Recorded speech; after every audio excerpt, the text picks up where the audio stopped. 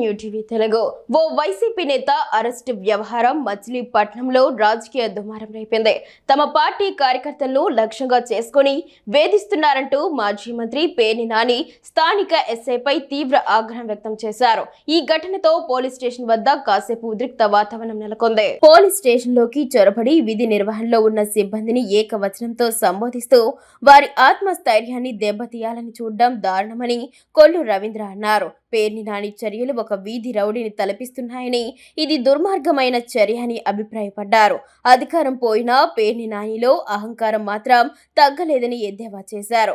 గల్లీ రౌడీల్లా ప్రవర్తిస్తూ పోలీసులను బెదిరిస్తే చట్టం చేతులు కట్టుకొని కూర్చోదు అని మంత్రి కొల్లు రవీంద్ర తీవ్రంగా హెచ్చరించారు. ప్రశాంతంగా ఉన్న రాష్ట్రంలో శాంతి భద్రతలకు విఘాతం కలిగించే ఇలాంటి అరాచక శక్తులకు చోటు లేదని స్పష్టం చేశారు. పేర్ని నాని ఇలాంటి వారిని కేవలం రాజకీయాల నుంచే కాకుండా సమాజం నుంచి కూడా బహిష్కరించాలని ప్రజలకు ఆయన పిలుపునిచ్చారు. ప్రజాస్వామ్యవాదులు ప్రజలు ఇలాంటి చర్యలను చూస్తూ ఊరుకోరని గుర్తు చేశారు. చట్టానికి ఎవరో అతిథులు కారని ఈ ఘటనపై పేర్ని నాని ఖచ్చితంగా చట్టపరమైన చర్యలు ఎదుర్కోవాల్సి ఉంటుందని మంత్రి తేల్చి చెప్పారు. వైసీపీ నాయకుల తీరు ప్రజాస్వామ్య వ్యవస్థలపై దాడి చేయడమేనని ఆయన అభిప్రాయపడ్డారు. రాష్ట్రంలో చట్టాన్ని పోలీసుల గౌరవాన్ని కాపాడేందుకు ప్రభుత్వం కట్టుబడి ఉందని, ఎంతటి వారినైనా ఉపేక్షించేది లేదని పునరుద్ఘాటించారు.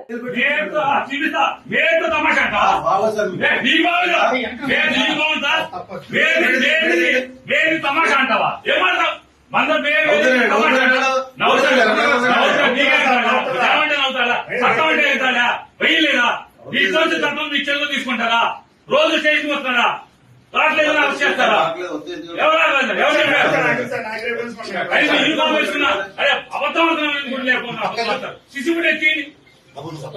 ఎందుకు వచ్చాడు అందుకు వచ్చాడు మాట్లాడు. అందులో వచ్చింది మాట ఎవరు తెలుసండి అనుకుని నవ్వుకున్నారు వాళ్ళు. నవ్వుకున్నారు వాళ్ళు. ఏం పర్లేదు అనుకుని నవ్వుకున్నారు. గుర్తుపట్టాను రోజు వస్తుంది. ఊరేస్తారేమో అంతేనా?